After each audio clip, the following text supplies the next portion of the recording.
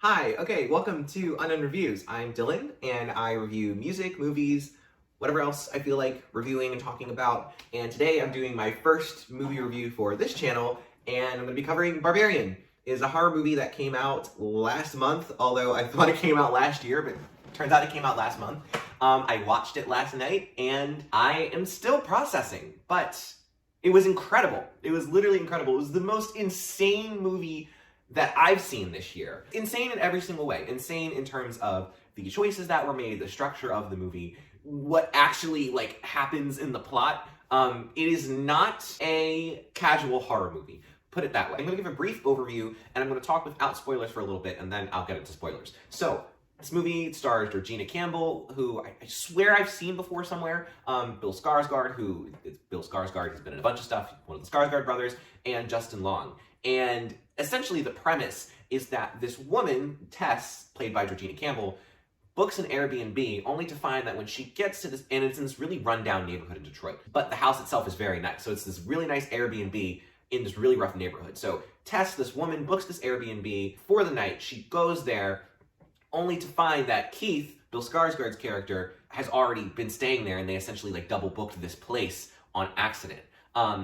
But essentially what happens is it's real late at night by the time she gets there, and Keith is essentially and this happens in the first 5 minutes of the movie, but Keith is basically this neighborhood's really rough, you shouldn't be, driving around trying to find a place on your own, so just stay here for the night.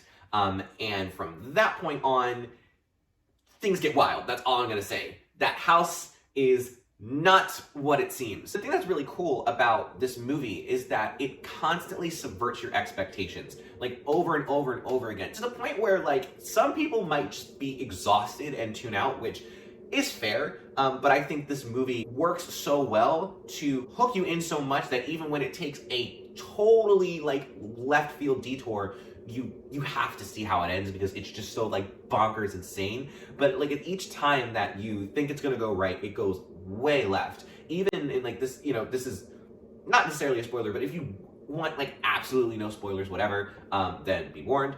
But even in the first 5-10 minutes of the movie, the writers know that the audience is following Tess, this woman, and automatically is not going to trust Bill Skarsgård's character, because he's just this random guy staying in her house, or what was supposed to be her house, who is offering her to stay the night, and all these different things. But without spoiling anything, his character is not what you would traditionally expect. I just think that was all done really well, and there were also a lot of different moments in the movie, especially with Tessa's character, some decisions that she makes where it's not the traditional dumb horror movie main character who just does stupid stuff for the sake of doing them. Don't get me wrong, at a certain point it does become that, otherwise the movie would end. But this movie respects its audience and knows that most of the audience that watches this movie has likely seen a lot of horror movies, and by this point, everyone knows you don't open that door, you don't go down that hallway, whatever. So there has to be a really good reason for you to do that. And I think that, for the most part, this movie kind of makes that work. But I think where it really shines is just the domestic terror of Tessa's situation. What's scary about what happens in this movie and what goes on in this house is that it's not that far off from happening in real life. And I think those are always the most effective horror movies. And I think that what really kind of sells that is the fact that, yes, the house is the base for the story, but the characters go outside of the house very often. So even though it's, the horror is inside the house, it's just as much outside of the house as well. There's a couple of different times where Tess is basically asking different people to help her. For example, later in the movie, Tess is essentially going to a police officer and is there's something wrong with this house, I need you to investigate what's going on, something bad is happening,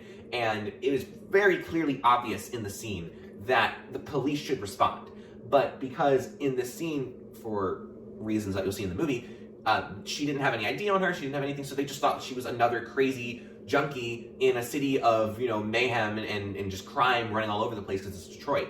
And I thought that was really, really interesting and I think that was some really interesting commentary in terms of kind of the shortcomings of the police system in Detroit, but also, I think it also ties into deeper themes in this movie. There's a lot going on. There's a lot of messages, and because the movie is so insane in terms of what actually happens and the structure of it and the violence and the gore and the kills and the monsters and all these different things, it's easy to kind of not really know what they're going for, or just not really notice what they're trying to say. but there's a lot of things going on. There's a lot of different messages. There's a lot of key shots and key scenes kind of, and Justin Long's character in specific is really important as to what this movie is trying to say. And also Tessa's occupation is very important to what this movie is trying to say. She's a researcher for a documentary filmmaker who's making a film about musicians and artists who have essentially been priced out of Detroit and pushed to the rougher parts of the neighborhood. I got like vibes that was kind of like about gentrification,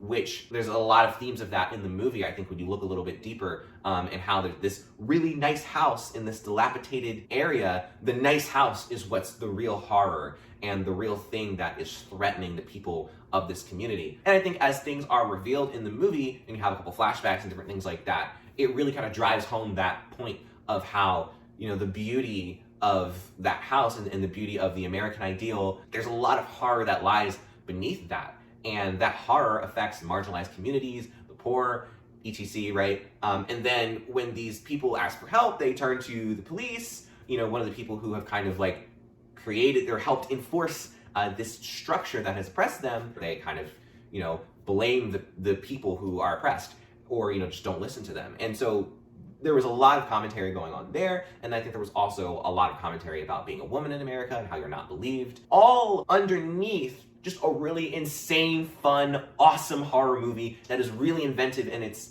structure. All I'm gonna say is that halfway through the movie, it turns into a completely different movie, but it works brilliantly, and it's a really brave, creative choice, and I really respect this movie for that. But long story short, Barbarians is probably one of the best horror movies I've seen this year. It honestly might be one of my favorite horror movies ever. I've never seen something like this before. If you're into horror at all, if you're into just like screenwriting and just really, you know, if you're a cinephile at all, watch this movie, because it is like absolutely incredible. And if you're into like gore and violence and all those things, you want a lot of gore in your horror movies, this has that in spades. You don't have to worry about that. I am not a gore person, so I turned away at a lot of points, but this was genuinely scary and disturbed and messed up, but also had a very interesting commentary on a lot of different things underneath it, just being a really solid horror movie.